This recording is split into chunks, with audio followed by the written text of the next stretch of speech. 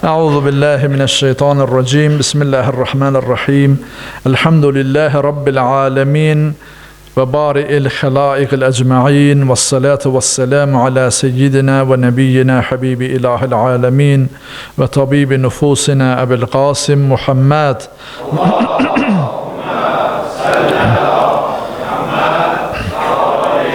وعلى وصيه وخليفته يعصوب الدين أمير المؤمنين علي بن أبي طالب، وعلى قرة العين الرسول الزهراء البتول، وعلى الحسن والحسين، وعلى علي بن الحسين ومحمد بن علي وجعفر بن محمد وموسى بن جعفر وعلي بن موسى ومحمد بن علي وعلي بن محمد والحسن بن علي والحجة المهدي العسكري.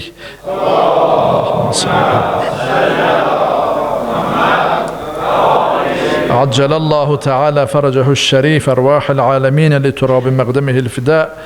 اللهم افتح علينا أبواب رحمتك ويسر علينا خزائن فضلك وكرمك يا أكرم الأكرمين ويا أرحم الراحمين. رب اشرح لي صدري ويسر لي أمري واحلل عقدة من لساني يفقه قولي. صدق الله العلي العظيم. Eyyuhel mu'minun usikum ve nefsi bi tekvallah.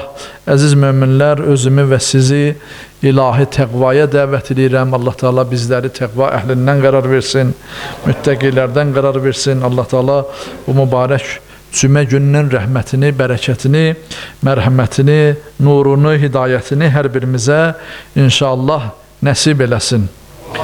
Aziz müminlər, ikinci mövzumuz insanın fəzilət xüsusiyyətləri var, yəni yaxşı bəyənilən xüsusiyyətlər var, bir də onun bəyənilməyən xüsusiyyətlər var. Yəni hər birimizdə bir-birinə əks olan xüsusiyyətlər var və təbii ki, bu xüsusiyyətlərin arasında olan çarpışma nəticəsində və yaxud onların içərisində insan övladını özünü xilas etmə fürsəti Allah Teala qoyub.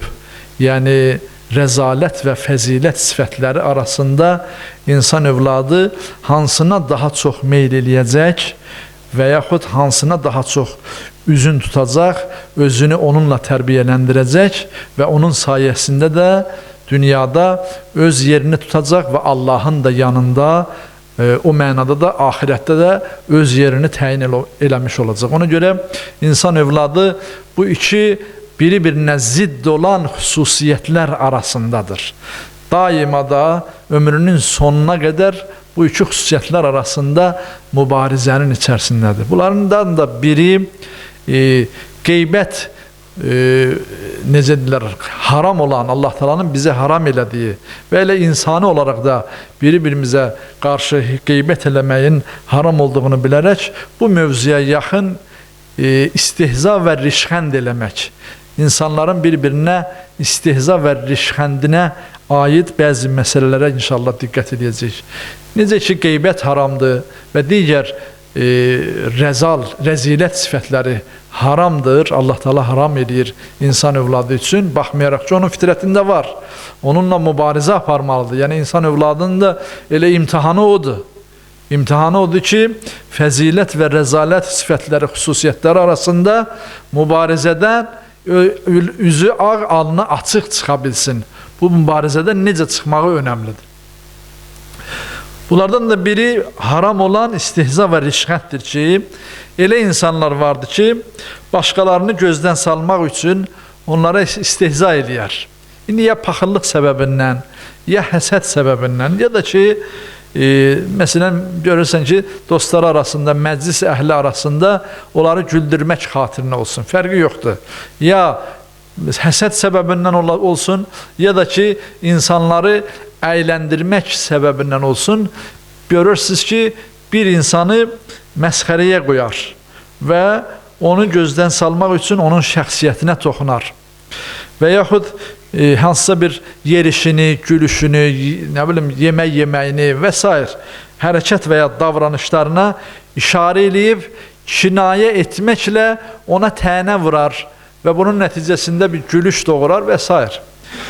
Bu kimi xüsusiyyətlər bəzən görərsən ki, həsəddən olanda o öz intiqam alovunu, insanın ki birini həsəd aparırsa, həsəd edirsə hansısa bir müsbət keyfiyyətinə görə və yaxud bir inkişafına görə onun qəlbində bir intiqam alovlanar o həsədə görə, həsəd apardığı şeyə görə. Ki həsəd də bilirsiniz ki şeytanın xüsusiyyətlərindəndir. Təsəvvür edin, şeytan, Allah Teala şeytana təklif eləyəndə ki mənim yaratdığım torpaqdan xəlq elədiyim Adəmə təzim elə, səcdə elə, şeytan həsəddən təzim eləmədi və ona qarşı onun qəlbində kin yarandı. Yəni o həsəd səbəbindən o kinindən nə təzim elədi və özünü qiyamət gününə qədər həmin Adəmə və onun övladlarına özünü düşmən bildi. O həsəd səbəbindən, intiqam səbəbi, həsəddən əmələ gələn intiqam alovu səbəbindən.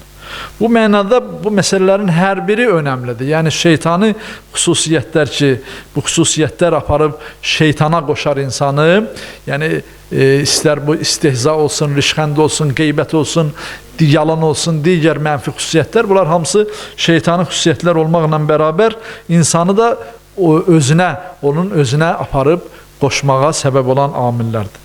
Allah Teala bu məsələləri, bu mənfi, bu rəzil xüsusiyyətləri hər birimizdə uzaq olmağımızı istəyir. Bizə haram etməklə uzaq olmağımızı istəyir. Və bu mənada Quran-ı Kərimdə bu xüsusiyyətə də aid Allah Teala'nın göstərişləri var, əmrləri var. Biri Hucurat surəsinin 11-ci ayəsində buyurur ki, Bismillahirrahmanirrahim. Ya eyyuhəllezine amanu, la yesxar qavmun min qavmin asa en yekunu xayran minhum və la nisa'un min nisa'in asa en yekunne xayran minhunna və la yelmizu anfusakum və la tenabezu bil alqab və ilə ahiril ayə. Buyurur ki, ey iman gətirənlər, bir qövm digər qövmü lağa qoymasın, lağ eləməsin. Bayaq deyildiyi kimi, hansısa bir davranışına, hərəkətinə, yerişinə, danışığına və s. görə, heç bir şeyə görə lağa qoymasın. Ola bilsin ki, onlar, yəni lağa qoyulanlar, o birilərindən, yəni lağ edənlərdən daha üstündür. Bəlkə elə lağ edilən, lağ edəndən daha üstündür. Və yaxud qadınlar da bir-birinə rişxənd eləməsinlər. Bəlkə onlar, rişxənd olunanlar, o birilərindən daha yaxşıdırlar. Bir-birinizə tənə etməyin və bir-birinizi pis ləqəblərlə, məsələn, ey kafir, ey fasik, ey münafiq deyə çağırmayın. Çünki iman gətirdikdən sonra fasik adını qazanmaq necə də pisdir. Allah Teala davamında buyurur. Məhz tövbə etməyənlər zalimlərdir. Yəni, bu xüsusiyyətə lağ eləyib, tənə edib, kiminsə adına ləqəb qoyub, ləqəb qoşub və yaxud deyildiyi kimi müəyyən pis adlarla çağırıb, sonra isə tövbə eləməsə zalimlərdəndir. Allah Teala buyurur. Bu ayənin nazil olma səbəblərindən biri buyurulur ki, təfsirlərdə buyurulur ki, Hz. Peyğəmbərimizin səhabələrindən biri Sabit ibn Qeys ibn Şəmmas adlı biri haqqındaydı. Onun qulaqları çox zəif eşidərdi və gələrdi, məscidə daxil olardı. Hz. Rəsulullahın mənbərinin düz yanında əyləşərdi ki, Peyğəmbərin kəlamlarını, mübarək kəlamlarını yaxşı eşidə bilsin deyə. Bir gündə sübh namazında məscidə daxil olur, amma gecikir, namaza gecikir. Cəmaatın arasından addıya, biraz da yəni cəmaata əziyyət verə-verə önə keçmək istəyəndə, biraz keçəndən sonra cəmaatdan birisi deyir ki, ay əmi, daha əyləş, burada əyləş, otuzdurur yanında. Bunu yarı yolda yerdə əyləşdirməyi həmin bu Sabitin xoşuna gəlmir. Və məsciddən çıxanda, daha doğrusu artıq hava işıqlanana qədər ki, cəmaat məsciddə əyləşərdi, hava işıqlananda həmin Sabit, o kar səhabə soruşur həmin adamla, onun yanında otuzduran adamla, sən kimsən? O da deyir ki, mən filan kəsəm. Sonra ona qarşı ki, qəlbində kin yaranır, deyir ki, sən filan qadının oğlusan, deyə anasının adını çəkir. Bu həmin dövrdə də bir kişini öz anasının adı ilə necə deyirlər, işarə verilməsi çox yəni yaxşı sayılmazdı. Bunu deyəndə bu adam utandığından başını aşağı salır və bu ayət-i kərimə nazil olur. Bu ayət-i kərimə bu səbəb-i nüzulla nazil olur ki, bir-birinizə yəni tənə vuracaq, bir-birinizi aşağılayacaq, şəxsiyyətinizə xələl gətirəcək sözlərlə bir-birinizə tənə vurmayın. Elə bilirsiniz, bu cür davranış bugün yoxdur, bugün də var. Və buna görə Allah-u Teala bu hökmlər baxmayaraq bir hadisəyə görə nazil olub. Amma qiyamət gününə qədər bu hökmlər öz qüvvəsindədir. Qur'an-ı Kərim ona görə həmişə cavandır, həmişə təzədir. Çünki bəşəriyyətə, insan övladına, topluma lazım olan bütün xüsusiyyətləri, yəni fərqi yoxdur, dövründən, zamanının asılı olmayaraq insan övladının rəzil xüsusiyyətlərini müalicə eləyəcək şəfa mənbəyi olan ayət-i kərimələrdir. Amma Allah Teala insanları bir-birindən üstün olmasını fərqli şeylərdə qoyub. Qur'an-ı Kərim nöqteyi nəzərdən insanlar bir-birinə görə 5 şeydə üstündürlər, fərqlidirlər. 5 şeyə görə. Birincisi bildiyiniz kimi İnnə əkramakum indallahi atqakum. Allah Teala bu ayənin əvvəlində buyurur ki, sizi fərqli şab, yəni xalqlarda, fərqli qəbilələrdə sizi bir insandan, bir ata və anadan xəlq etməyimə baxmayaraq fərqli qəbilələr və xalqlar şəklində yaratdım ki, bir-birinizi tanıyasınız. Davamında buyurur ki, İnnə əkramakum indallahi atqakum. Amma bunların içərisində sizin bir-birinizdən üstün olmağınız hansısa qəbiləyə, hansısa tayfaya, xalqa məxsus olmağınızda deyil. Bir-birinizdən üstünlüyünüz təqvanıza görədir. Birinci təqvaya görə. Qur'an-ı Kərim nöqteyi nəzərdir. İkincisi, ağıl və təfəkkürə görə. Allah Teala ağılı və təfəkkürü bütün dəyərlərin mayası hesab edir Qur'an-ı Kərimdə. Ağıl və təfəkkür və buna aid Qur'an-ı Kərimdə də çoxlu ayət-i kərimələr var. Çünki ağıl insanın ilk peyğəmbəridir, ilk hidayət edicisidir. İnsan öz ağlı ilə özü Allahı tanımalıdır. Üsul-i-dini öz ağlı ilə düşünərək, təfəkkür edərək üsul-i-din etiqadına sahib olmalıdır. Bu ağla verilmiş çox böyük bir Allah Teala'nın dəyəridir, qiymətidir. Üçüncü, Allah Teala Qur'an-ı Kərimdə Allah yolunda cihad edənləri üstün saymışdır. Məsələn, Tövbə surəsində 19-cu ayəsində bir ayət-i kərimə var. Bu ayət-i kərimə yenə də bir hadisə üzərində nazil olub. Hacılar həcdə olarkən Həzrəti Əmir Al-Mumin əleyhissalam da oradadır. Abbas əmisi Abbasla Şeybə gələn hacılara xidmət edirdilər.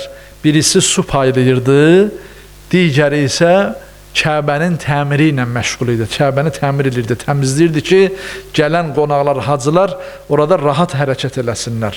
Allahın evində rahat olsunlar deyə.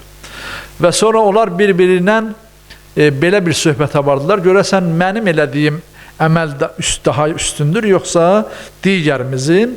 Bu yerdə Həzrət Əmir Al-Mumin əleyhissalam gəldi, çatdı və dedi ki, ən üstün əməl Allaha iman gətirib onun yolunda cihad edənlərdir, səy göstərənlərdir. Bunu deyəndən sonra bu hadisəyə Həzrət Rasulullah da şahid oldu və Cəbrail əleyhissalam Tövbə surəsinin 19-cu ayəsini nazil elədi. Buyurur, Bismillahirrahmanirrahim. Əcəaltum siqayətəl həcci və imarətəl məscidəl haram kəmən əmənə billahi vəl yevmil əxiri və cəhədə fi səbilillah la yəstəvunə indəllah və vallahu la yehdil qavməz zalimin. Buyurdu ki, Allah Teala bu ayəti nazil elədi ki, o kəslər ki, hacılara su verməklə və ya Kəbəni təmir eləməklə Allah Teala'ya iman gətirib, onun yolunda cihad edənləri bərabər mi tuturlar? Xeyr, əsla onlar bərabər deyirlər. Yəni, Allaha iman gətirib, Allah yolunda cihad edənləri Allah Teala bu ayət-i kərimədə daha üstün hesab elədi. Və Həzrət Əmir Al-Mumin əleyhissalamın bu buyurduğu o iki nəfərin söhbətində buyurduğu kəlam təsdiqin tapdı.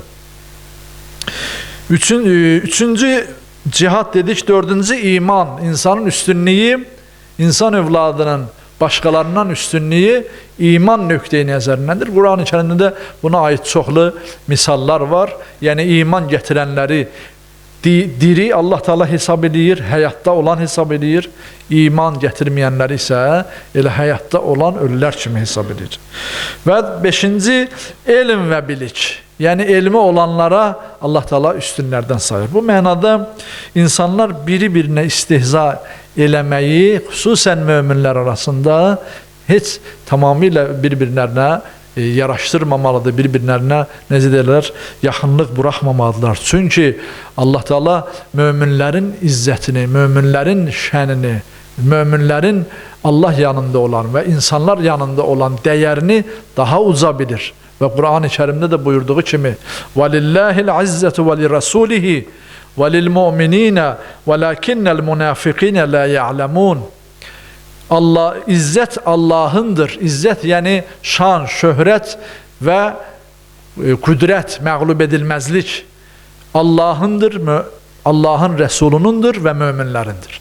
Yəni Allaha məxsus olan izzət, Peyğəmbərə məxsus olan izzət eyni zamanda Allah Teala möminlərə də aid eləmişdir. Və ancaq münafiqlər onu bilməzlər deyə buyurur. Ona görə İslam dinimizdə olan hədislərə görə möminə ehtiram eləmək Allah Teala'ya ehtiram eləməkdir. Möminə ehtiramsızlıq, təhqir Allah Teala'ya edilmiş təhqir kimi sayılır. Yəni bizim dini mənbələrimizdə. İmam Sadiq əleyhissalamdan nəql olunur, buyurulur ki, Allah da bir hədis-i qüdsüdən İmam Sadiq əleyhissalam nəql edir. Buyurur ki, Allah buyurur ki, mənim mömin bəndəmi xar eləyən şəxs bilsin ki, Allah Teala onunla düşməndir. Hər kim mömin bəndəmə hörmət eləyib, ona ehtiram qoysa, şübhəsiz mənim qəzəbimdən amanda olar. Möminin izzətini, üstünlüyünü Həzrət Rasulullah Kəbədən belə üstün saymışdır. Cabir ibn Abdullah nəql edir. Həzrət Peyğəmbərimiz Kəbənin qarşısına dayanıb, ona heyranlıqla baxır bir gün. Deyir, əhsən, afərin sənə, Kəbəyə müraciət edir. Nə qədər əzəmətli bir evsən, sənin ehtiramın nə qədər böyükdür. Yəni Allah Teala sənin ehtiramını nə qədər əzəmətli eləyib, nə qədər böyük eləyib. Amma davamında buyurur ki, Allaha and olsun ki, müminin ehtiramı Allah yanında, ey Kəbə, səndən də çoxdur. Kəbənin əzəmətinə, Kəbənin ehtiramına Həzrət Rasulullah təəccüb edir və davamında buyurur ki, müminin ehtiramı səndən daha çoxdur Allah yanında. Çünki sənin ehtiramın yalnız bir cəhətə görədir. Amma müminin ehtiramı üç cəhətə görədir. Nədir? Kəbənin ehtiramı bir cəhət odur ki, Kəbədə Allah Teala insan qanı tökməyi haram eləmişdir. Bu Kəbənin əzəmətidir.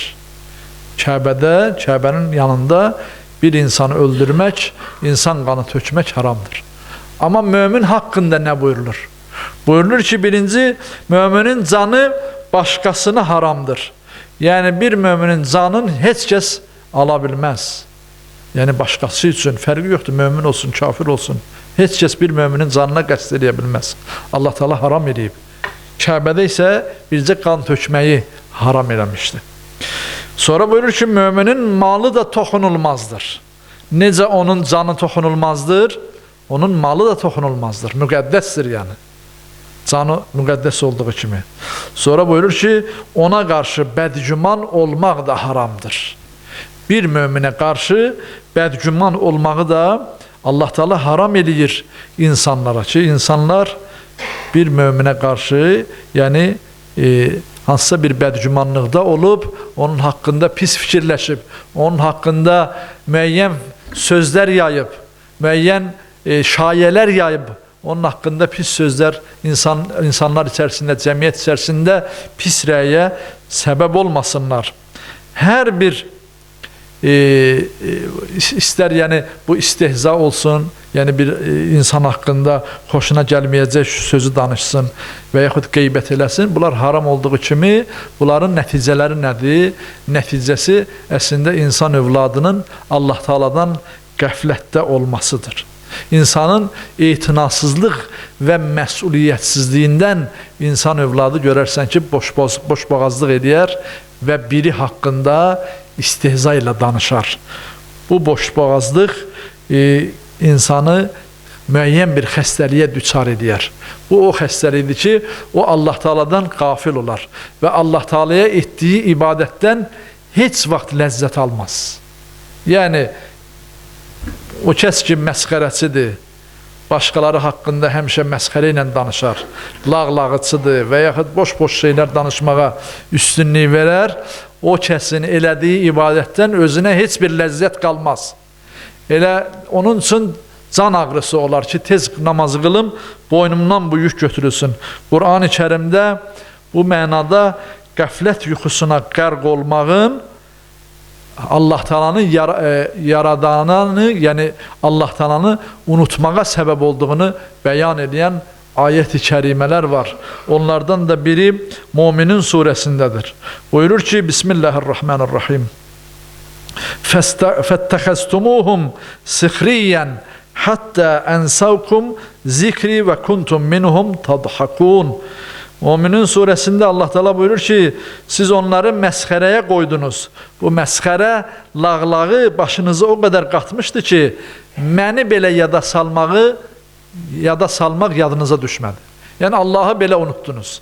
Məsxərə başqalarını istehza eləmək insanı öz Rəbbinin özünün yadından çıxardar. Onun yaddan çıxmasına səbəb olar və bu da böyük bir qəflətdir, böyük bir unutqanlıqdır. Allah Teala barəsində Allah Teala da onu unudanın özünə unutdurar. Başqa bir digər ayət-i kərimədə buyurulduğu kimi Allah and verir ki, izzətinə, cəlalına bizi inşallah Qur'an-ı Kərim nəsihəti ilə nəsihətlənməyi nəsib eləsin. Allah Teala bizə bu nəsihətləri, rəzil sifətlərdən uzaq olmağımız üçün Qur'an-ı Kərimdə nazil etdiyi ayət-i kərimələr onun üçündür ki, biz qiyamət günündə Allahın qarşısında kör olaraq həşr olmayaq. Allah bizi o şəkildə həşr eləməsin. Allah Teala bizə nəsihət elədiyi bu nəsihətləri qəbul eləməyə nəsib eləsin. Bizə elə bir qəlb, elə bir izan, elə bir düşüncə nəsib eləsin ki, Allahın tövsiyələrini, nəsihətlərini qəbul eləməklə inşallah Allaha kamil şəkildə təslim olmağı nəsib eləsin hər birimizə. Nəyə görə?